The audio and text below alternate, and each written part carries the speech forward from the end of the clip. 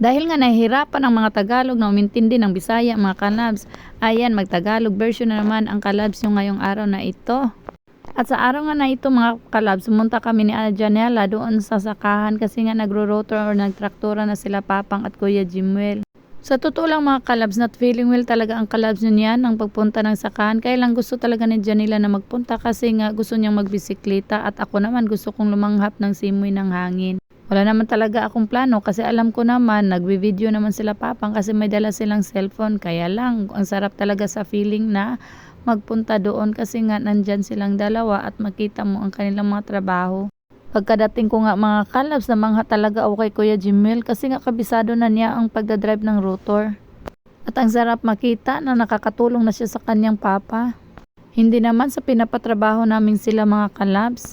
Kaya lang ang sarap ding makita at ang sarap sa feeling na may natutunan din silang trabaho sa sakahan. Alam namin pagdating ng panahon, magagamit din nila ang kanilang natutunan. Hindi lang hanggang sakahan, kundi baka balang araw makabili din siya ng kanyang sariling sasakyan. O diba, ganyan talaga ako mag-isip mga kalabs, dapat positibo lang tayo para sa ating pamilya at sa ating mga anak. Kasi nga, dapat malaki ang pananaw natin sa ating buhay. At yan na nga, ang laki pala ng natrabaho na nilang dalawa. At alam nyo ba, proud ako kasi sa isang araw nakatapos sila ng 4 na hektarya. O diba? Pagkakita ni Papang na kami ay dumating, ay dali-dali siyang pumunta sa amin. Dahil nakita niya na talagang sobrang init, kaya yun, gumawa siya ng aming masisilungan. So ganyan talaga kami kamahal ni Papang. Ay, char! Wow.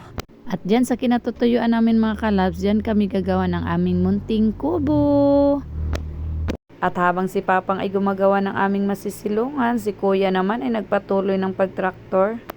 Parang kailan lang na tinuturuan pa siya ni Papang kung paano magmaniho ng ganyan, pero ngayon alam na niya. Parang kailan lang naglalaro siya ng kanyang mga laruan na ganyan mga kalabs. Ngayon natutunan na niyang mag-drive ng totoo talaga na traktor.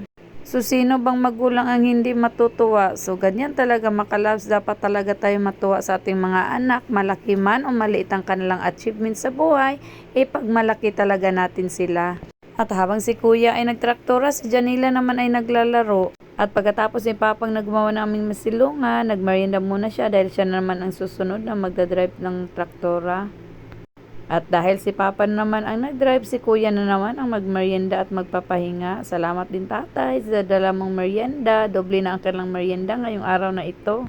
Kaya lang hindi kami nasali ni Janela dahil hindi naman alam ni tatay na nagpunta kami daw.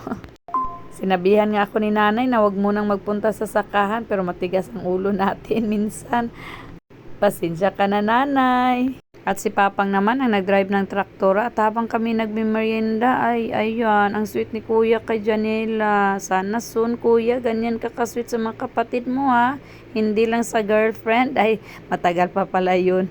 Ayan na nga, umuwi na kami kasama si tatay at nakita ni Kuya ang dami palang bunga ng aming bayabas dyan at nanguha muna siya.